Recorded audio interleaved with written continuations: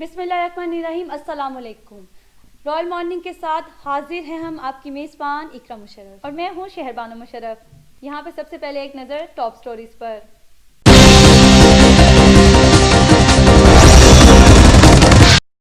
24 घंटों के दौरान कोरोना के 1407 केसेस रिपोर्ट।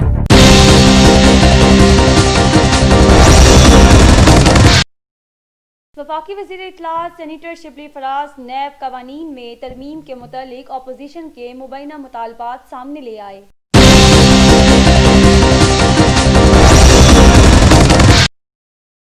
वज़ीर आज़म इमरान खान ने कहा है कि अपोजिशन की तहरीक का दूसरा मरहला भी नाकाम होगा।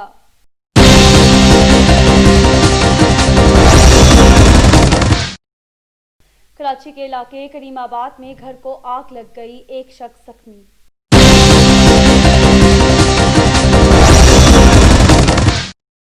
लाहौर के इलाके ग्रीन टाउन में संग दिल शख्स ने बीवी और 2 सौतेले बच्चों को कत्ल कर दिया। जी नाजरीन, ये तो थी टॉप स्टोरीज। अब यहाँ पे मैं आपसे अपने मौजूद मेहमान का तारुफ करवाती चलूँ। हमारे साथ मौजूद हैं सदर पाकिस्तान मुहाफिज पार्टी के doctor Mohammad Salim Rao sir. Sir, आपको अपने प्रोग्राम में हम खुश आमदीद कहते हैं और आपका शुक्रिया भी अदा करते हैं कि आप हमारे रॉयल मॉर्निंग के इस सुबह में हमारे साथ आज आए।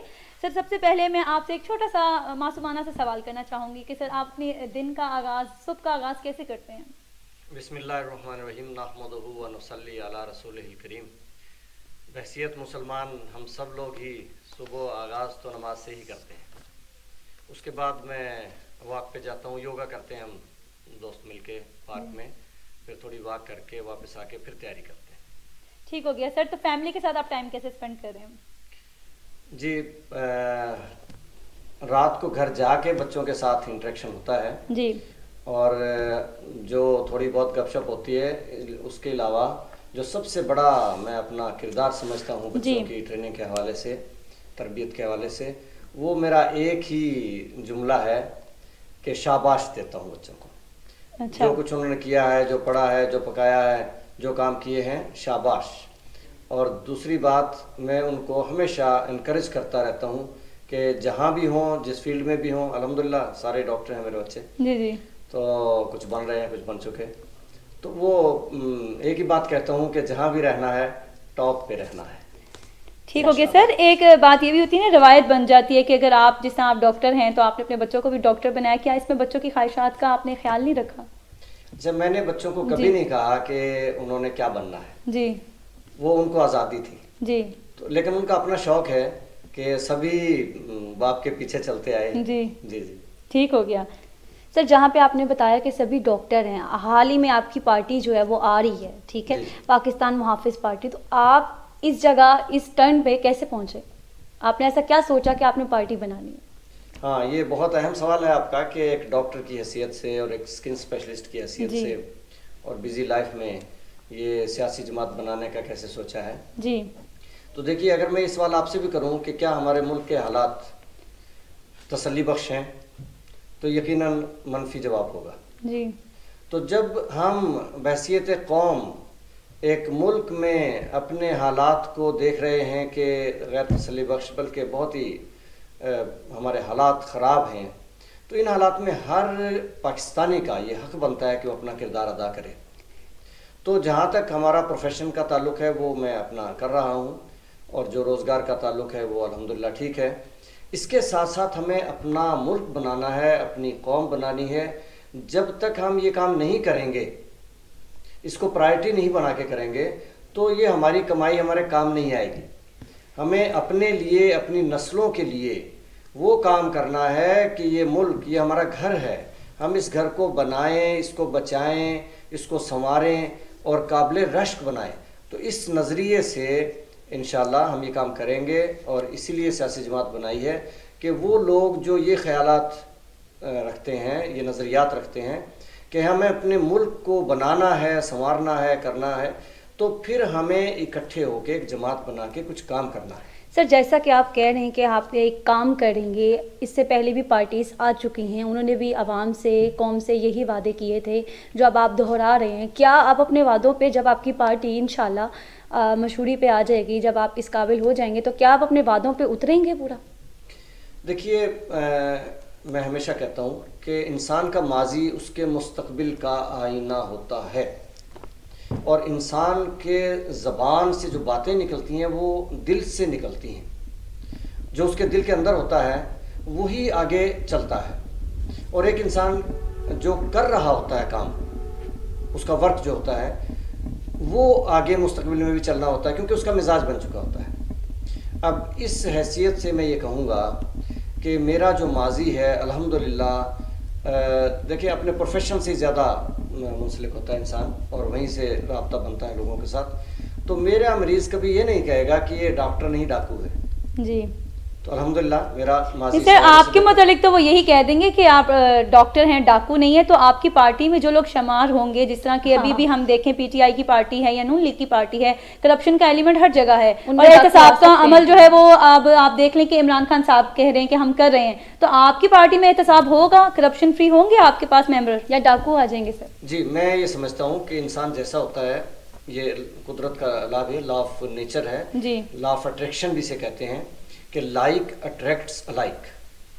انسان جیسا ہوگا اس کے پاس ویسے لوگ آ جائیں گے، اور وہ بھی ان لوگوں کو ہی اپنے پاس رکھے گا. جو مزاج نہیں ملتے ہوں گے وہ اگر آ بھی گئے تو چلے جائیں گے، جی اول تو آئیں گے نہیں. تو مزاج کی بات ہوتی ہے. اب میرا مزاج یہ ہے کہ میں انتقام نہیں رکھتا ذہن میں، جی میں کسی کو نہیں پکڑوں گا، میں کسی کو احتساب نہیں کروں گا، میں اپنا احتساب کروں گا. ہاں ادارے اپنا کام کریں گے. میں نے اداروں کو مضبوط بنانا ہے، ہم نے اپنی پارٹی کے لوگوں نے اداروں کو مضبوط بنانا ہے. اور اس میں دیکھیں کرپشن اس وقت ہماری ضرورت نہیں ہے. جو طبقہ کرپشن کر رہا ہے وہ ہے ہمارا حکمران طبقہ، اور وہ ہے جاگیردار طبقہ، وہ ہے سرمایہ دار طبقہ. کرپشن اس کی ضرورت نہیں ہے، اس کے پاس تو پہلے ہی اتنا کچھ ہے. ایک رسم بن گئی ہے، ایک ہوا چل پڑی ہے، ایک مقابلہ شروع ہو گیا ہے، اور ہر شخص کرپشن میں ٹاپ کرنے کی سوچ رہا ہے. تو اس ماحول کو بدلنا ہے، تربیت کرنی ہے اپنے ساتھیوں کی کہ ہمیں ایسا کام نہیں کرنا، ضرورت کے مطابق زندگی گزارنی ہے. اب میرا ماضی میں ایک تو میں نے اپنے پروفیشن کی ذکر کیا ہے. دوسری بات یہ ہے میں علم و ہنر فاؤنڈیشن کا بھی صدر ہوں. تو ہماری فاؤنڈیشن اس وقت تقریباً 2500 اسٹوڈنٹس ہیں جن کو فری پڑھا رہی ہے، ہنر بھی دے رہی ہے، تعلیم بھی دے رہی ہے. بچیوں کو سلائی سکھاتے ہیں، کمپیوٹر سکھاتے ہیں، بچوں کو کمپیوٹر سکھاتے ہیں، الیکٹریشین بناتے ہیں، I C S, I com, B com, spoken English, پھر ٹیچرز کی ٹریننگ، یہ بہت سارے شعبہ جات ہیں ہمارے. سر آپ کو نہیں لگتا کہ تربیت کا جو آپ کہہ رہے ہیں عمل، وہ تعلیم کے ساتھ ساتھ گھریلو ہمارے لیے تربیت بھی بہت معنی رکھتی ہے؟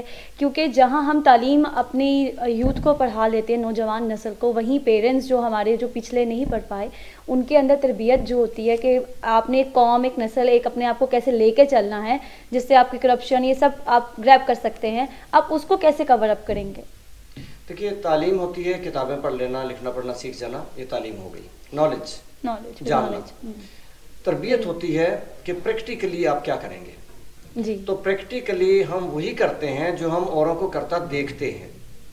پیرنٹس کو کس طرح دیکھا، پھر اپنے ٹیچرز کو کیسے دیکھا، پھر اپنے کولیگز کو جب ورکنگ پوزیشن میں آ گئے تو کیسے دیکھا، معاشرے کو کیسے دیکھا، اس کے مطابق انسان ڈھلتا جاتا ہے. میں یہ کہتا ہوتا ہوں کہ انسان معاشرے کی پروڈکٹ ہے، لیکن سب نہیں. کچھ لوگ اس میں سے انقلابی لوگ نکلتے ہیں جو معاشرے جو ہٹ کے چلتے ہیں معاشرے سے، یعنی جو باد مخالف کو پسند کرتے ہیں اور ہوا کے مخالف چلتے ہیں. تو اسی طرح سے ریفارمرز لوگ ہوتے ہیں. تو اللہ کرے ہم بھی ان میں سے ہوں کہ ہم معاشرے کی برائیوں کو مٹانے کے لیے معاشرے کی روش پہ نہ چلیں بلکہ اس کے خلاف چلتے ہوئے اور ہم نیکی کو پھیلائیں، جو برائی آج کل پھیل رہی ہیں ان کو کم کریں. تو تربیت یہ ہے کہ جو میں نے اپنے پیرنٹس کو دیکھا وہ میں کروں گا، جو میری اولاد، میری نسلیں مجھے دیکھیں گی وہی وہ کریں گی. مجھے 100% یقین ہے کہ جو کام آج ملک کے لیے، قوم کے لیے ایک این جی او کی صورت میں علم و ہنر فاؤنڈیشن چلا کے یا پھر یہ سیاسی جماعت بنا کے، اب جو باتیں میری بچے سنتے ہیں وہ باتیں ان کے دماغ میں ایک تو ویسے ایز اے نالج پرنٹ ہو رہی ہیں ان کے کمپیوٹر میں. دوسری چیز وہ جب مجھے کرتا ہوا پریکٹیکلی دیکھ رہے ہیں تو کل کو وہ بھی کریں گے ایسا ہی. یہ تربیت ہے. ہم اپنی نسلوں کی تربیت اگر کرنا چاہتے ہیں تو ہم وہ کام کر کے دکھائیں جو ہم ان سے کروانا چاہتے ہیں. اگر ہم سچ بولتے ہیں، ہماری نسلیں جب دیکھیں گی ہم سچ بولتے ہیں وہ وہی کریں گے. یہ تربیت ہے. اگر ہم جھوٹ بولتے ہیں تو وہ بھی جھوٹ بولیں گے. ہم سوشل ورک کرتے ہیں تو ہماری نسلیں بھی سوشل ورک کریں گی، ہمارے اسٹوڈنٹس بھی کریں گے. اگر وہ دیکھتے ہیں کہ ہم تو کر نہیں رہے اوروں کو کہہ رہے ہیں تو یہ تربیت نہیں ہوگی.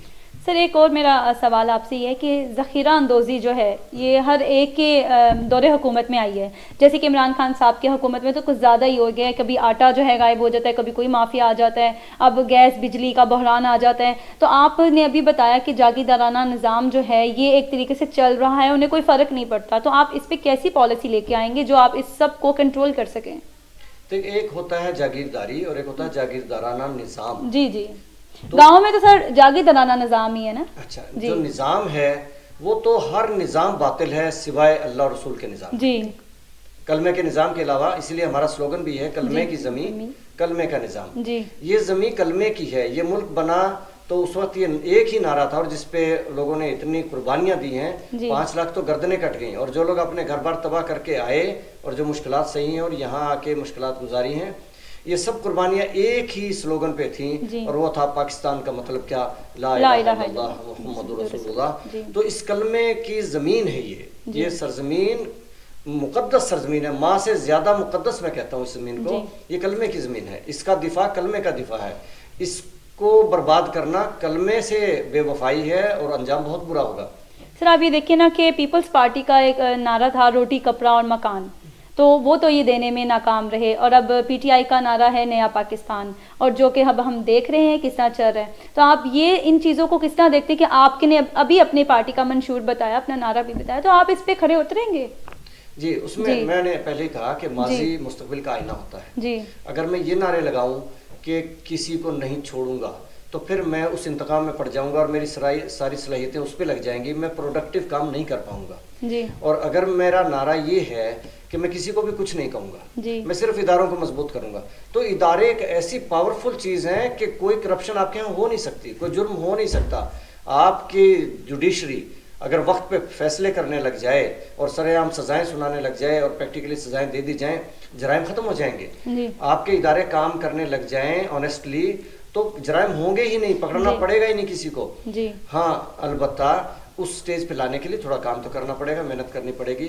اور جو سب سے بڑی بات ہے نا, روٹی کپڑا مکان اور نیا پاکستان, اور یہ سارے معیشت کے نعرے ہوتے ہیں, اور اسی پہ قوم ووٹ دیتی ہے. سر یہ آج کل کی بڑی پارٹیز ہیں اور ان کا منشور جو ہے وہ ابھی تک کامیابی سے چل رہا ہے. آپ دیکھیں نا, پیپلز پارٹی سندھ میں ہے اور پی ٹی آئی اقتدار میں ہے. نون لیگ والے ابھی سائڈ پہ ہو گئے کیونکہ ان کا نظریہ ہی بدل گیا. انہوں نے جو نواز شریف جناب نے ہمارے لیے نظریاتی اپنا ایک پیش کیا بیان, وہ بہت ہی ہمارے لیے نہیں تھا پاکستان کے لیے, نہ صرف ہر مسلمان کے لیے بلکہ وہ بھارت کے ساتھ ایک طرح سے وہ مل گئے. تو آپ جب اقتدار میں آ جائیں, یعنی آپ آتے ہیں اقتدار میں, آپ کا جو پارٹی کا یہ منشور ہے, اگر آپ اس کو دینے میں ناکام ہو جاتے ہیں تو کیا آپ کے بیانات بھی اسی طریقے سے جائیں گے, تضاد کا شکار ہوں گے؟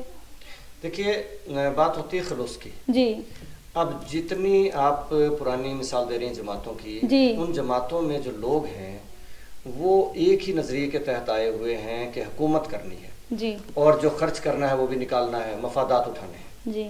اب پاکستان ابھی تک نظریاتی اسٹیٹ بن نہیں پایا, اور نظریاتی اسٹیٹ کا مطلب یہ ہے کہ ہم دیانتداری پہ آ جائیں, آنیسٹی پہ آ جائیں, ہمارے ہاں تعلیم 100% ہو جائے, ہمارے ہاں ہنر 100% ہو, ہر بچہ بچی ہنر مند ہو, ہمارے ہاں روزگار 100% ہو جیسے ملکوں میں ہے. میں کوئی عجیب بات نہیں کر رہا, یہ قوموں میں ہے, ملکوں میں ہے, ہم نے دیکھا ہے. اور صنعت گھر گھر ہو, آپ کا پڑوسی ہے چائنا اور دوسرے مالک بھی دیکھ لیجئے, صنعت گھر گھر ہے, خوشحالی ہے. ان کے پاس تو خزانے بھی نہیں ہیں, ہمیں تو اللہ نے اتنے خزانے دے رکھے ہیں. اصل بات یہ ہوتی ہے کہ آپ اپنے مقاصد میں کتنے مخلص ہیں, اور پرائرٹی اور کیا ہیں, پرائرٹیز بھی دیکھی جاتی ہیں. اب بھٹو صاحب اس نعرے میں روٹی کپڑا مکان میں مخلص تھے, یہ نہیں کہ وہ نہیں چاہتے تھے, لیکن اس سے بڑی پرائرٹی ان کی ایک اور تھی کہ حکومت صرف ان کے پاس رہے. اس چکر میں پاکستان بھی 2 ٹکڑے ہو گیا, اور اس کے بعد وہ انتخابات میں جو دھاندلی ہوئی اس کے نتیجے میں انہیں جانا بھی پڑا, اور پھر اس کے بعد پھانسی بھی چڑھنا پڑا. جس طرح سے ابھی آپ نے تعلیم کے بارے میں بتایا, آپ کے منشور میں سیکنڈ پوائنٹ یہ ہے کہ لازمی تعلیم پالیسی کے ذریعے ہر بچے کو اسکول بھیجوانا ہے. میں آپ سے یہ پوچھنا چاہ رہی ہوں, غربت اتنی زیادہ ہے, ہماری معیشت, پاکستان کی معیشت اسٹیبل نہیں ہے, آپ اپنے اس پوائنٹ پہ جو آپ نے بتایا ہے کہ ہر بچے کو اسکول بھجوانا ہے, وہ کیسے آپ کر پائیں گے, اسپیشلی دیہاتوں میں؟ سر جی, بہت ہی ٹاپ کا کوشچن ہے آپ کا, بہت ہی اچھا کوشچن ہے, کیونکہ اصل بحث اسی پہ ہی بنتی ہے. دیکھیے, ہمارے پاس غربت ہے, اتنے اسکول ہیں نہیں کہ ہم بھیج پائیں سارے بچوں کو ان میں, اور پھر بچے کام کرتے ہیں. تو میں تو چائلڈ لیبر کے بھی خلاف نہیں ہوں, میں تو کہتا ہوں بچے کام کریں, اپنی روزی کما رہے ہیں، والدین کو بھی کھلا رہے ہیں یا مل جل کے گھر چلا رہے ہیں، وہ بھی کریں. دیکھیں پالیسی یہ ہوگی کہ ابتدا میں آپ کا خزانہ بھی خالی ملتا ہے ہمیشہ ہی، اور پھر آپ مقروض بھی اتنے ہیں، تو یہ کام کیسے ہوگا؟ اب دیکھیے ہم جو اس وقت 2500 اسٹوڈنٹس پڑھا رہے ہیں یا ہنر سکھا رہے ہیں، وہ سارا ڈونرز کا پیسہ ہے، وہ زکوٰۃ کا، عطیات کا، صدقات کا، خیرات کا وہ پیسہ ہے. تو ہمارے وہاں پاکستان میں، ویسے بھی مسلمانوں میں اور خاص طور پہ پاکستان میں بہت دیتے ہیں لوگ. اب اسی طرح ہر گاؤں میں 2-4 لوگ ایسے ضرور ہوتے ہیں جو مخیر حضرات ہوتے ہیں، اچھا خاصا دیتے ہیں. اور ویسے بھی اگر تھوڑا تھوڑا بھی کر لیں، کوئی 200 400 500 ہزار چند لوگوں سے لے کے، اصل بات ہے آپ اپنے نوجوانوں کو آرگنائز کریں، موٹیویٹ کریں، ان کو لیڈر بنائیں. وہ اپنے دیہاتوں میں وہ نوجوان ایک تنظیم بنائیں، بالکل معمولی کام ہے، کوئی مسئلہ نہیں ہے. اس میں وہ جو عہدیداران ہوں گے، صدر، جنرل سیکرٹری، وہ فخر کے ساتھ کام کریں گے کہ ہم عہدیداران ہیں. وہ کسی سے اگر ہم جیسوں سے مانگیں گے جی 500 روپے مہینہ چاہیے، ہم نے یہ کام کرنا ہے، اچھا 1000 چاہیے، تو کون انکار کرے گا ان کو؟ تو اس طرح سے ہر گاؤں میں 2 4 5 10 ہزار روپیہ جمع ہونا کوئی بات نہیں ہے اس دور میں. اور بلکہ اکثر دیہاتوں کے لوگ ہمارے دوسرے ملکوں میں ہیں اور اچھی خاصی لاکھوں میں ڈونیشنز وہ دیتے ہیں، مگر کہاں دیتے ہیں؟ مساجد بنانے کے لیے، جہیز دینے کے لیے، اس طرح کے بہت سارے کام ہیں، یہ وظائف دینے کے لیے. میں تو وظائف کے بھی حق میں نہیں ہوں. جی سر، جس طرح سے جی آپ اپنا کنٹینیو کریں. اچھا، تو اس طرح سے ہمیں جو ہے نا یہ سورسز، اب اس میں زکوٰۃ کا تو میں اس لیے انکلوڈ نہیں کروں گا کہ زکوٰۃ تو گورنمنٹ لے گی، جبرن لے گی، جیسے دور خلافت میں لیا گیا، تو اس سے ہمارا خزانہ بھرے گا، چلے گا اور نظام مضبوط ہوگا معیشت کا. لیکن باقی جو ہیں قربانی کی کھالیں بھی ہیں، صدقات بھی ہیں، ڈونیشنز بھی ہیں، تو وہ ہمارے نوجوان اکٹھے کر کے، اور کام کچھ بھی نہیں کرنا. دیہاتوں میں تو تنخواہیں بہت تھوڑی ہوتی ہیں ٹیچرز کی، تو 2-4 ٹیچرز کی تنخواہیں اکٹھی کرنی ہے، اور اس کے بعد مساجد میں بٹھا کے ان کی دریاں اپنی بچھا کے، صبح بچیوں کی 4 گھنٹے کلاس، وہ جائیں اپنی دریاں لپیٹ جائیں، اس کے بعد بچے آ جائیں 5 گھنٹے کلاس، نمازیں بھی مسجد میں پڑھیں گے، اللہ کے گھر آباد ہوں گے. سب کو لکھنا پڑھنا سکھانا ہے. اور اب اس میں جو بچے کام کرتے ہیں تو صبح کام کریں، شام کو پڑھ لیں.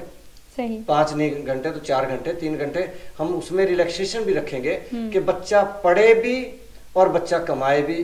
اس میں کوئی ممانعت نہیں. ہم نے بچپن میں کام کیا ہے، اپنے والد صاحب کے ساتھ کھیتی باڑی کی ہے، بہت محنت کی ہے، اور اس پہ ہمیں ناز ہے.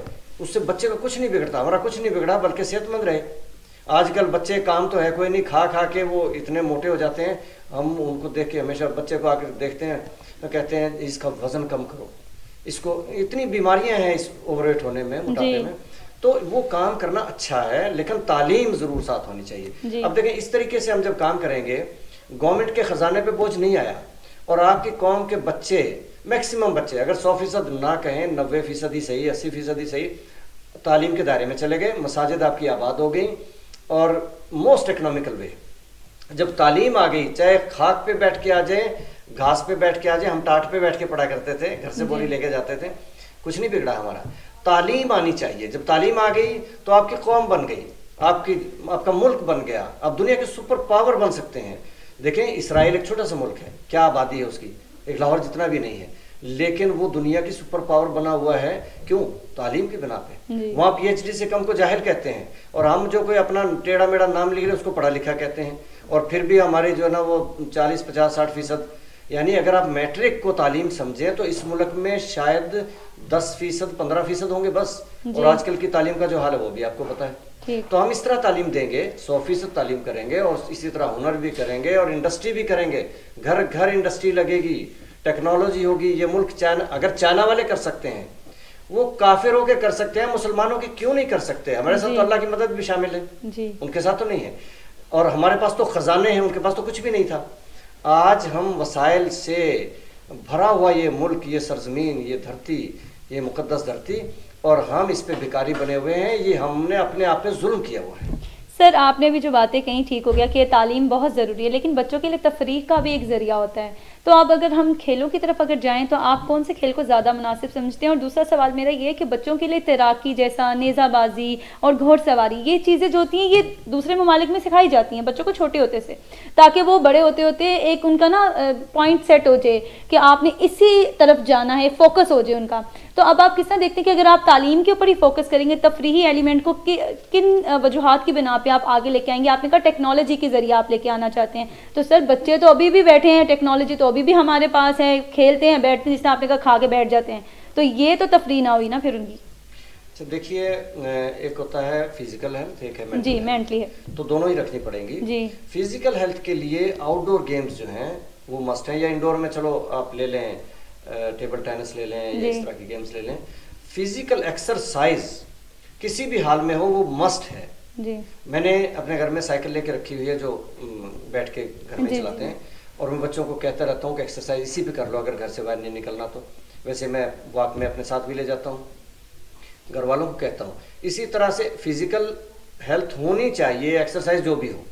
اور اپنی فاؤنڈیشن میں میں نے ان کو سول ڈیفینس وہ رکھی ہوئی ہے ٹریننگ. ہمارے علم اور فاؤنڈیشن میں سول ڈیفینس ہم کروا رہے ہیں جی کہ وہ اپنا بھی بچاؤ کرنا سیکھیں جی اور دوسروں کا بھی بچاؤ کرنا سیکھیں، معاشرے کو آفات سے بچانا سیکھیں. تو ہمیں یہ کام کرنے ہیں. اور جو آپ گیمز کے حوالے سے پوچھ رہے ہیں تو مجھے سب سے زیادہ پسند ہے فٹ بال. ٹھیک. وہ اس لیے کہ اس میں خرچہ بھی کم ہے، جی اس میں دوسروں کے لیے پریشانی بھی نہیں ہے. کرکٹ مجھے پسند نہیں ہے. اور تو سر ہاکی کے بارے میں آپ کیا کہیں گے؟ پاکستان کی کیا کہیں، اب ہاکی تو گیا کہیں نہ کہیں. اس طرف آ رہا ہوں. جی ہاکی مجھے بہت پسند ہے. اس میں تھوڑی سی اکانومی ہو جاتے ہے، اس کا وہ بیٹ ذرا مہنگا ہوتا ہے. اس کا فٹ بال میں تو کچھ نہیں لگتا، ایک فٹ بال ہے تھوڑا سا. اچھا تو یہ گیمز جو ہے نا، فٹ بال ہے اور یہ ہاکی ہے، یہ ہماری قومی گیمز ہیں اور بہت اچھی گیمز ہیں. باقی اس کے علاوہ میں تو مارشل آرٹس کو بھی بہت لازمی سمجھتا ہوں. جی تو جو تفریح ہیں، آپ نیٹ سے تفریح تو کر سکتے ہیں لیکن اس میں کنٹرول سپرویژن بڑی ضروری ہے. سر آپ نے کہا کہ آپ کو کرکٹ نہیں پسند ہے، کیوں نہیں پسند؟ جی اس لیے نہیں پسند کہ ایک تو پہلے تو یہ ہوتا تھا نا ہفتہ ہفتہ اس کے میچ ہی نہیں ختم ہوتے تھے. جی دوسرا آپ چلو ون ڈے پہ آ گئے ہیں تو اب یہ ہے کہ جب کچھ نوجوان کرکٹ کھیل رہے ہوتے ہیں پورا گراؤنڈ ان کے حوالے ہو جاتا ہے اور کچھ نہیں ہو سکتا. جو سائڈ پہ واک کرنے والے لوگ ہوتے ہیں وہ ہر وقت ڈرتے رہتے ہیں کہ کسی کے بھی سر میں آگے گیند لگ سکتی ہے. جی یہ بھی ہے. تو یہ مسائل ہیں جن کی وجہ سے. اور پھر یہ نوجوان ہر گلی میں کھڑے ہیں، ہر کوچے میں، ہر گراؤنڈ میں، ہر پارک میں، تو وہ گاڑیوں کے شیشے بھی ٹوٹ جاتے ہیں. تو بہت سے مسائل ہیں اس گیم کے.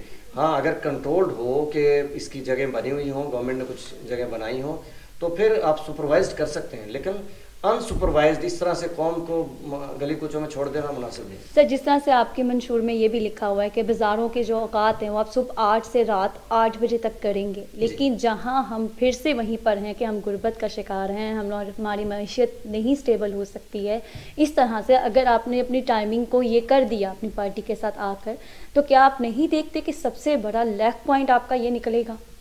دیکھیے آج کل دکانیں کھلتی ہیں 11-12 بجے، ٹھیک ہو گیا، اور پھر بند بھی ہوتی ہیں 11-12 بجے، تو 12 گھنٹے ہی ملتے ہیں نا ان کو.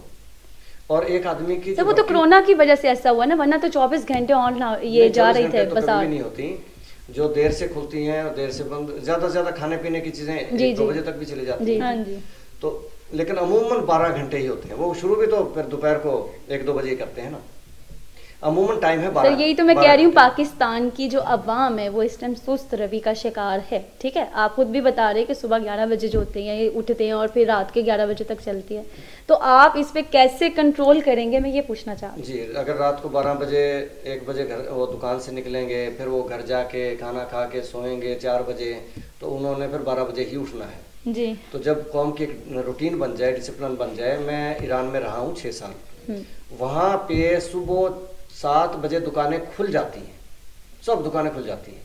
1 بجے ایگزیکٹ پھر بند ہوتی ہیں دوپہر کے کھانے کے لیے. پھر 3 بجے دوبارہ کھل جاتی ہیں اور 8 بجے ایگزیکٹ سب بند ہو جاتی ہیں. پورا بازار تہران شہر کے بھی بند ہو جاتے ہیں. جی تو ایک روٹین بنی ہوئی ہے کہ صبح صبح انہوں نے اٹھنا ہے اور اپنے کام شروع کرنے ہیں، اور رات کو وقت پہ کھانا ہے، وقت پہ سونا ہے. تو وہ ہیلدی نیشن ہے. اب ہمارے ہاں ساری روٹین بگڑی ہوئی، تو اس کا مطلب یہ نہیں کہ ہم اس کو بگڑا ہی رہنے دیں. دیکھیں ضرورت مند میں ہوں، میں نے جا کے دکان سے ایک چیز خریدنی ہے تو مجھے پتا ہوگا دکان اتنے بجے سے اتنے بجے کھلی ہے، میں جا کے خرید لوں گا. اب مجھے پتا ہے کہ کھلے گی 12 بجے، تو میں صبح جاؤں گا ہی نہیں، میں 12 بجے کے بعد ہی جاؤں گا. اگر مجھے پتا ہو کہ دکان تو 8 بجے کھل چکی ہے تو میں 8 بجے 9 بجے اس کے بعد مطلب جا سکتا ہوں، اور مجھے پتا 8 بجے بند ہو جائے گی. دیکھیں یہ ڈسپلن بنایا جاتا ہے. جی یہ لوڈ شیڈنگ کے حوالے سے بھی کچھ عرصہ یہ کیا گیا تھا کہ بازار رات کو 9-10 بجے بند ہو جاتے تھے. کچھ عرصہ کیا تھا تو چلتا تھا کام، ٹھیک تھا. تو اسی طرح سے اب آپ کے شادی ہال بند ہوتے ہیں 10 بجے تو چل رہا ہے، اور وہ لوگ خوش ہیں اس پہ. جی تو یہ جب روٹین آپ کی آئے گی، صبح 8 سے رات 8-9 بجے تک بازار کھلے ہوں گے، اس کے بعد جائیں گھروں کو آرام سے سوئیں. جب یہ روٹین آئے گی لوگ کہیں گے کہ اچھا ہو گیا. دیکھیں دکاندار کا نقصان کوئی نہیں ہے، جس نے جو خریدنا ہے وہ اس نے خریدنا ہے. اگر کوئی ڈیوٹی پہ صبح ہے تو وہ شام کو خرید لے گا، کوئی شام کو ڈیوٹی پہ صبح خرید لے گا. اب صبح والی آپشن تو اس وقت موجود ہی نہیں ہے، جی تو وہ آپشن بھی سامنے آ جائے گی. تو اس میں کوئی نقصان نہیں ہے. ہاں البتہ کوئی بھی تبدیلی ہو تو آئین نو سے ڈرنا، طرز کہن پہ اڑنا، منزل یہی کٹھن ہے قوموں کی زندگی میں. تھوڑا سا محسوس ہوتا ہے، لیکن جب کر دیا جائے تو پھر احساس ہوتا ہے کہ بہت اچھا ہو گیا. سر آپ نے ایک اور اپنا مقصد جو دیا ہوا ہے نظام کے اندر کہ آپ نے کہا کہ مناسب شرح پر انکم ٹیکس کے علاوہ تمام ٹیکس ختم کرنے ہیں آپ نے، اور قدرتی وسائل استعمال میں آنے کے بعد انکم ٹیکس بھی ختم کریں گے. اس کے بعد ضروریاتی زندگی، تعلیم، صحت، رہائش، بجلی، گیس، پانی مفت مہیا کرنا ہے آپ کا یہ نظام میں. آپ کو لگتا ہے آپ اس میں کامیاب ہوں گے؟ دیکھیں اگر آج کی مثال لیں گے جی تو پھر تو ہم کچھ بھی نہیں کر سکتے. جی ہمیں یہ دیکھنا ہے کہ یہ کام ہم نے کیسے کرنے ہیں. بجلی پانی گیس کا بھی کرنا ہے، اور تعلیم بھی دینی ہے، صحت بھی دینی ہے. سر سوری آپ کی بات کاٹنے لگی ہوں، میں آپ سے یہ جاننا چاہ رہی ہوں کہ آج اس دور حکومت کو بھی IMF کی ضرورت پڑی، ہم نے قرضے اٹھائے، تو آپ اب یہ نظام لے کے ہیں، آپ اس میں مفت یہ چیزیں کہہ دی ہیں کہ آپ بجلی بھی مفت دیں گے، آپ گیس بھی مفت دیں گے. کیسے سر؟ ابھی تک قرضے ہی نہیں اترے. جی دیکھیے بات یہ ہے کہ IMF کی آپ نے بات کی، جی ابتدا میں قرضوں کی ضرورت پڑ سکتی ہے جی کیونکہ کام کو چلانا تو ہے. جی اس کے بعد آپ اپنی اسٹریٹجی لائیں، آپ اپنی پلاننگ لائیں، آپ اپنی قوم کو اپنے پاؤں پہ کھڑا کریں، 100% تعلیم کریں، 100% ہنر کریں، صنعت کریں، ٹیکنالوجی کریں. میری میکسیمم ایفرٹس صنعت کے لیے ہوں گی، گھر گھر صنعت آئے جی اور انڈسٹری اتنی آئے. دیکھیں ایک بہت بڑا پلان ہے کہ یہ ہم نے کسی کو نہیں پکڑنا. جی جتنا سرمایہ باہر گیا ہے ہم نے کوئی احتساب نہیں کرنا. سر احتساب نہیں کریں گے تو ہمارے پاس پیسے کہاں سے آئیں گے؟ ہم تو کرپشن کے اس میں دب جائیں گے. سنیے تو صحیح. جی ہم نے دیکھ لیا ماضی میں جی کہ جتنی بھی کوشش کی گئی ہے جی اس پہ ساری صلاحیتیں لگ گئی، اس کو حکومت کی تو خاص طور پہ جی آیا کچھ بھی نہیں. جی اس سے بہتر پالیسی ہے کہ فتح مکہ کی طرح عام معافی کا اعلان کیا جائے. جس نے جو کر لیا کر لیا. ہاں البتہ کسی نے کسی کی چیز دبا رکھی ہے تو اس کو واپس کرنی پڑے گی. جی البتہ جو کرپشن ایک ایسے لیول پہ ہے کہ جس کے چوری کے نشان بھی نہیں بچے ہوئے، اس کو ہم احتساب عدالت میں لے جا کے نہیں پکڑ سکے، کچھ نہیں لے سکے، تو اس کو اب چھوڑ دیں. اب ہم یہ آفر دے دیں کہ اپنی جتنی بھی رقم اثاثے جو کچھ ملک سے باہر ہے لا کے یہاں انڈسٹری لگاؤ، اس کا کوئی حساب کتاب نہیں ہوگا، وہ ساری آپ کی وائٹ منی ہے. اب اس طرح سے، اور اگر جو لوگ یہ نہیں کریں گے وہ ملک کی سیاست میں حصہ نہیں لے سکیں گے. یہ ہم نے آئین بنا دینا. لیکن سر آپ یہ دیکھیں وائٹ منی کو بلیک منی تو آرام سے کیا جا سکتا ہے. اگر باہر سے انڈسٹریل آپ نے جس نے کہا یہاں پہ آ کے بھی اپنا کاروبار شروع کریں، اگر آپ نے چیک اینڈ بیلنس نہ رکھا تو جو وہ کما رہے ہیں وہ تو آپ کو وہ دیں گے، لیکن جو اس سے زیادہ وہ کما رہے ہیں یعنی منافع جو ان کو ہوتا ہے وہ تو بلیک منی کر کے بھیج دیں گے باہر. نہیں باہر اس کے لیے آپ کیا پالیسی رکھیں گے؟ مطلب چیک اینڈ بیلنس تو ہونا چاہیے نا. باہر بھیجنے پہ پابندی ہوگی. جی میں یہ بات کر رہا ہوں جو جا چکا ہے وہ آنے والے وقت میں تو جائے گا نہیں. جی وہ جائے گا جو گورنمنٹ سے سینکشن کرا کے کہ میں نے یہ امپورٹ کرنی چیز اتنی رقم چاہیے تو ہو جائے گی، ادروائز نہیں جائے گی. سر آپ کے نزدیک یہ غداری نہیں ہوگی عوام سے؟ ان کے حق لال کا پیسہ آپ معاف کر دیں گے، NRO دے دیں گے؟ نہیں معاف نہیں کیا. دیکھیں ہم نے قوم کا پیسہ قوم میں لانا ہے واپس. جی اب وہ قوم تو محنت کر رہی ہے نا سر، بار بار کرتی ہے. سنیں تو صحیح. آپ کا پیسہ اگر اس طرح سے، کیونکہ وہ لوگ سیاست تو چھوڑ نہیں سکتے، جی انہیں اپنے اثاثے واپس لانے پڑیں گے ورنہ سیاست سے آؤٹ ہو جائیں گے. جی اب اثاثے ان کے جب واپس آئیں گے اور اس پہ انہیں پتا ہے کہ کوئی ڈر بھی نہیں ہے، جی وہ اپنا یہاں پہ پیسہ ان کا وائٹ منی بن گیا. ٹھیک ہو گیا. اب وہ انڈسٹری، صرف ایک ہی شرط ہوگی، انڈسٹری لگائیں گے. جی ویسے اور کوئی کام نہیں. منافع تو انہیں بھی جائے گا نا سر. سیدھا سیدھا یہ ہونا چاہیے کہ منافع عوام کو آئے. اچھا ایک تو ہماری قوم میں صبر نہیں ہے. نہیں سر آپ یہی دیکھیں نا، مجھے تو یہ ہوا ہے کہ آپ کی پالیسی اچھی ہے، میں یہ نہیں کہتی کہ پالیسی اچھی نہیں ہے، لیکن اس پہ عملی جامعہ جو آپ بنانا چاہ رہے ہیں نا، مجھے وہ اس کے قوانین نہیں مجھے اتنے اچھے لگ رہے. جی فرض میرے پاس کروڑوں روپیہ ہے ملک سے باہر، جی میں نے لا کے یہ انڈسٹری لگا لی. جی اب اس میں کتنے مزدور لگائے وہ سارا پیسہ قوم کو چلا گیا. ٹھیک. اس میں جو پروڈکٹ آئی, چاہے وہ چینی آئی یا کچھ بھی آئی, ہاں جی. وہ قوم نے کھائی. جی.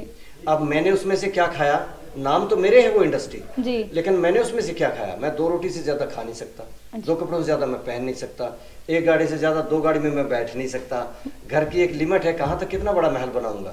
وہ جتنا بھی ہوگا نام تو میرے ہوگا, لیکن اس سے بینیفیشری قوم ہوگی. تو آپ اگر قوم کا سرمایہ, لوٹا ہوا سرمایہ ملک سے باہر سے اندر لے آتے ہیں, اور تو کوئی پالیسی کامیاب نہیں ہوئی ابھی تک. جی. اگر وہ سرمایہ ملک کے اندر آ جاتا ہے, آپ کے کروڑوں لوگوں کو روزگار مل جائے گی.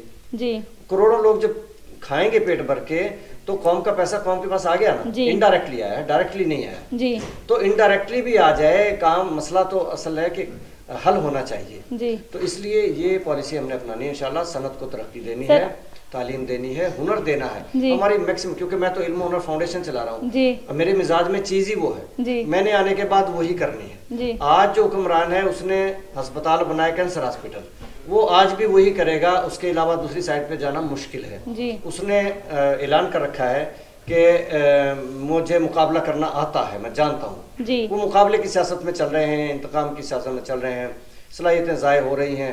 اگر وہ تعمیری کام کی طرف آ جائیں, میں مشورہ دوں گا یہ ٹھیک ہو گیا سر, کہ اگر وہ تعمیری سیاست کی طرف آ جائیں, جی. قوم کی تعلیم پہ بیٹھ کے سوچیں, ہنر پہ سوچیں, انڈسٹری پہ سوچیں, انڈسٹری کو مراعات دیں, بجلی بھی دیں, پانی بھی دیں, گیس بھی دیں, جتنا دے سکتے ہیں ان کو سہولتیں دیں. جی. اور جاگیروں کو تحفظ دیں. کسی کو یہ شک نہ, اب یہ جتنے جاگیردار سیاست میں آتے ہیں ان کا مین پرابلم یہ ہے, وہ ڈرتے ہیں کہ اگر ہم نے حکومت میں قدم نہ رکھے, ہم حکومت میں نہ ہوئے تو ہماری جاگیریں کوئی توڑ دے گا. جی. لیکن یہ اسلام میں تو ہے نہیں, کیوں توڑیں گے؟ جاگیر تو اس کی ہے, 100 مربے کسی کے نام ہے, اس میں ہزاروں لوگ جو کام کر رہے ہیں, کھا تو وہ رہے ہیں. اس میں جو پروڈکٹ آ رہی ہے, گندم آ رہی ہے, کاٹن آ رہی ہے, کپڑے پہن رہے ہیں لوگ, وہ سارا قوم پہن رہی ہے. وہ کتنی گندم اپنے اوپر لگائے گا, کتنی کپاس اپنے اوپر لگائے گا, کیا کر لے گا؟ نام تو اس کے ہے وہ 100 مربے, لیکن کھا تو قوم رہی ہے نا. جاگیروں کو تحفظ دینا, اس کو ڈر نہ رہے اور وہ آنیسٹلی کام کرے.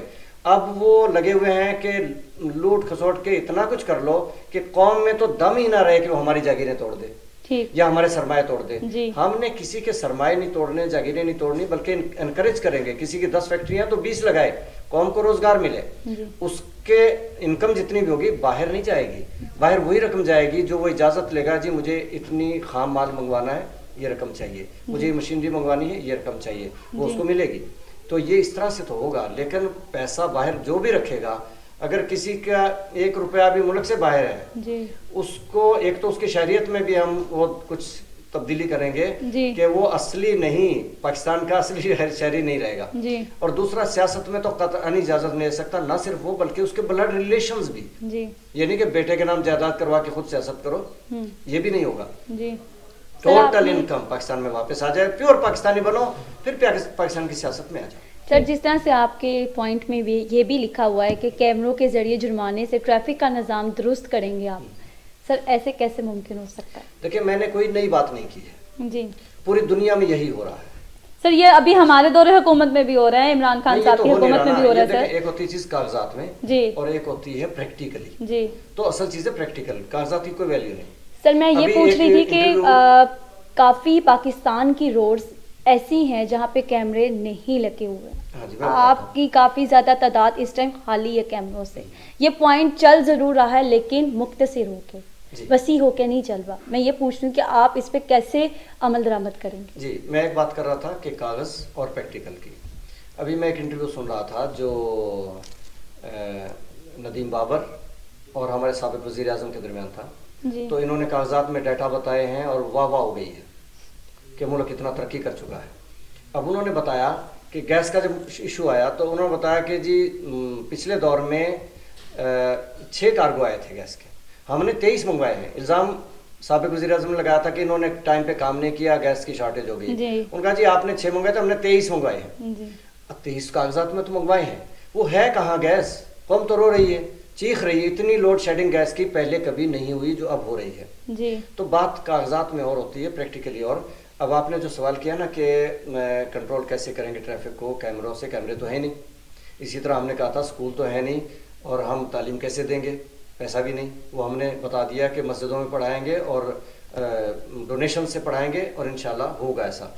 اسی طرح بہت سے ہر شعبے میں کہوں گا کہ آپ آج دیکھیں ملک میں عدل میسر نہیں ہے، تو عدل ایسا قائم ہوگا کہ آپ کے ملک میں کسی کا حق کوئی کھا نہیں سکے گا، فیصلے بر وقت ہوں گے، دنوں میں ہوں گے، مہینوں اور سالوں میں نہیں، دنوں میں ہوں گے انشاءاللہ، اور ہو رہا ہے دوسرے ملکوں میں ہو رہا ہے، ہم کوئی نئی بات نہیں کر رہے سر لیکن آپ نے سعودی عرب میں، 1973 کے آئین کو ہی ترجیح دی ہے کہ ہم آپ اس کے مطابق ہی ملک کو چلانا چاہتے ہیں، تو اب ایسے کیا آپ نے وجوہات دے رہے ہیں کہ آپ اس میں تبدیلی لے کے آئیں گے، کوئی آرٹیکل چینج کریں گے، جس طرح آپ نے ابھی عدل کے نظام کو بھی کہا کہ وہ صحیح نہیں چل رہا اور ہمیں فوری طور پر عوام کو جو ہے انصاف نہیں مہیا ہو رہا، تو اس کے لیے آپ کیا کریں گے پھر؟ دیکھیں 77 کے آئین میں جی یہ ہے کہ فوری انصاف ملے قوم کو، جی ایسا ہی اس میں ہے یہ نہیں ہے کہ سال جی، وہی میں آپ سے کہہ رہی ہوں جی، آپ کا نظریہ بھی یہی اس کو پریکٹیکلی لاگو کریں گے، جی امپلیمنٹ کرنا ہے سر، ابھی آپ کے یعنی ابھی آپ کے نزدیک ایسا نہیں ہو رہا؟ نہیں ہو رہا، ہمارے ملک میں اس وقت آئین اور قانون کا نفاذ عملی طور پہ نہیں ہے جی، اور وہ ہمیں انشاءاللہ کرنا ہے۔ ٹریفک کی بات بیچ میں رہ گئی تھی، تو دیکھیں دوسرے ملکوں میں یہ ہو رہا ہے، کیمروں سے سارا نظام چل رہا ہے، بلکہ اور جرائم بھی اسی سے کنٹرول ہو جاتے ہیں۔ اب ہمارے ملک میں کیمرے نہیں ہیں تو کیا کریں گے؟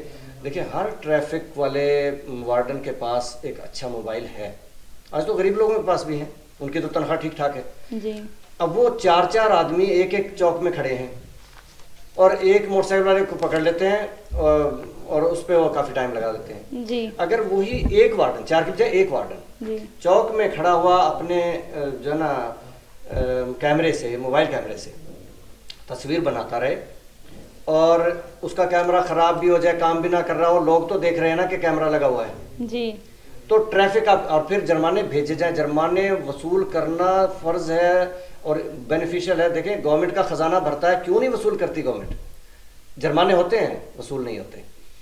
اب جرمانے آپ کے آ گئے اور خزانہ بھی بھر رہا ہے، لوگوں کو بھی عقل آ رہی ہے، تو آپ دیکھیں گے کہ ایک ہفتے کے اندر جب جرمانے شروع ہو گئے، آپ نے ٹی وی پہ اخبار وہ اشتہار بھی دے دیے ہیں، لگاتار لگے ہوئے ہیں کہ جرمانے شروع ہو گئے ہیں، ٹریفک کا نظام لاگو ہو گیا ہے، اپنے موٹر سائیکل والے آخری لین میں چلیں، تیز رفتار گاڑیاں اس طرف چلیں، آپ نے جو بھی وہ مارکنگ کر دی۔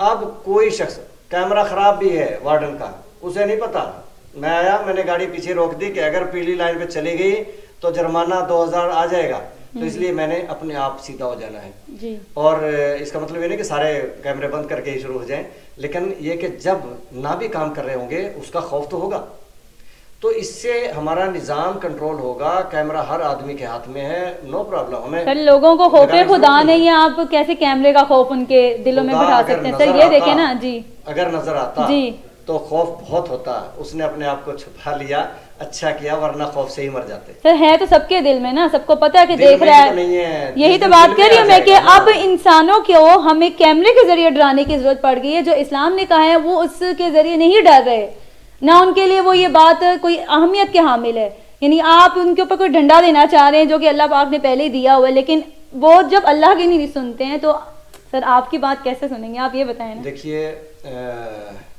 تبلیغ کرنا، موٹیویشن کرنا، تربیت کرنا، جی یہ سب لازمی چیز ہے۔ سر ایک حکومت کے سب کچھ فیس کرنا پڑتا ہے نا، جب آپ کی پارٹی آئے گی تو یہ سب کچھ فیس ہوگا، آپ کے سامنے آئے گا، بنیادی چیزیں ہیں۔ جی اس کے بعد آپ کا جو قانون ہوتا ہے نا، قوم پہ اپلائی ہوتا ہے، جی وہ امپلیمنٹ ہی کرنا پڑتا ہے، وہ زبردستی ہی کرنا پڑتا ہے۔ آپ تاریخ دیکھ لیجئے، مدینہ منورہ میں جس عورت نے چوری کی، جی فاطمہ نام تھا، اور اس کے ہاتھ کاٹنے کا حکم دیا گیا، جی بہت سفارشیں بڑی بڑی آ گئیں، جی تو آپ صلی اللہ علیہ وسلم نے فرمایا کہ اگر میری بیٹی فاطمہ بھی ہوتی تو اس کے ہاتھ کاٹے جاتے، جی یعنی اتنی سختی قانون میں کی جاتی ہے تو پھر جرائم رک جاتے ہیں۔ جی اسی طرح سے جب زکوٰۃ دینے والوں نے انکار کر دیا تو ابوبکر صدیق رضی اللہ عنہ کا ابتدائی دور، اور جھوٹے نبیوں کے بھی دعوے تھے، بڑا مشکل دور تھا وہ، جی اور انہوں نے کہا کہ صرف زکوٰۃ نہیں دیں گے، باقی ہم جہاد تک بھی کریں گے، مسلمان ہیں ہم۔ جی تو حضرت ابوبکر صدیق رضی اللہ تعالیٰ عنہ نے ان کے خلاف جنگ کی، کتنے صحابہ شہید ہوئے۔ قانون کو جبرن زبردستی امپلیمنٹ کرنا پڑتا ہے، اس میں لوگوں کی رائے نہیں دیکھی جاتی۔ جی اب دوسرے ملکوں میں قانون نافذ ہے، لوگوں کی رائے نہیں لے رہے، قانون تو قانون ہے، اس کو نافذ کرنا ہے۔ اب آپ کا اسی طرح سے جو آئین ہے 77 کا، اس کو آپ نے نافذ کرنا ہے۔ جس دن نافذ ہو گیا آپ کی اسلامک اسٹیٹ بن جائے گی، کیونکہ وہ سارا آئین بالکل اسلامی آئین ہے، اور آپ جس دن اس کو اپنا ایک دستور دے دیں گے، ایک نظم و ضبط دے دیں گے، جی تو آپ کا ملک دنیا کا بہترین ملک ہوگا، آپ کی قوم دنیا کی بہترین قوم ہوگی انشاءاللہ۔ سر ایک اور سوال میرا آپ سے ہے، آپ نے اپنے مقاصد میں بتایا ہوا ہے کہ نہروں پر چھوٹے چھوٹے ڈیم بنا کر زراعت کے لیے پانی جمع کرنا اور بجلی بنانا، اب یہ منصوبہ آپ کس طرح مکمل کریں گے؟ ڈیم تو ابھی تک نہیں بن سکے ہیں۔ اچھا، اس میں بہت ساری دیکھیں بڑے ڈیمز پہ پرابلم آ سر رہے ہیں، شارٹ ٹائم ہے، شارٹ آپ جی، آنسر کیجیے اس کا۔ بڑے ڈیمز پہ پرابلم بہت آ رہے ہیں جی سر، تو تو چھوٹے وہ ڈیم بھی- کیسے وہ بھی- بنیں وہ گے؟ بھی مکمل ہوں گے جب قوم جی ڈسپلنڈ ہو جائے گی، وہ بھی ہوگا، لیکن اس وقت چھوٹے چھوٹے ڈیمز، ہماری نہروں کا سلسلہ اس قسم کا ہے کہ پانی گرتا ہے وہاں، جی تو وہاں سے بجلی بھی پیدا ہو سکتی ہے بہت سستی، جی اور وہاں جو چھوٹے ڈیم بنا کے پانی اکٹھا کریں گے جی تو جب ہمارے خشکی کا موسم آتا ہے اور فصلیں سوکھ جاتی ہیں، وہ ایسا نہیں ہوگا۔ جی ہمارا پانی جب زیادہ آتا ہے بارشیں اور یہ برف کا پانی پگھل کے وہ سارا سمندر میں جا کے گر رہا ہے، جی ویسٹ ہو رہا ہے ہمارا سارا پانی، تو ہم اور بارشوں کا پانی، ہم اس پانی کو اگر جمع کر لیں، ہماری جی زراعت بھی ترقی کرے گی، بجلی بھی ہماری وافر ہو جائے گی، اور یہ دنیا کر رہی ہے، کوئی ایسی یہ بھی نئی چیز نہیں ہے، دنیا کر رہی ہے۔ ٹھیک ہے جی سر، آپ کا بھی بہت شکریہ، بانو آپ کا بھی شکریہ۔ انشاءاللہ دعا ہے کہ پاکستان محافظ پارٹی آنے والے کل میں بہت اچھے اچھے کام کر کے دکھائے پاکستان کے لیے۔ اسی کے ساتھ اجازت دیجیے، اللہ نگہبان۔ اللہ تھینک یو ویری مچ۔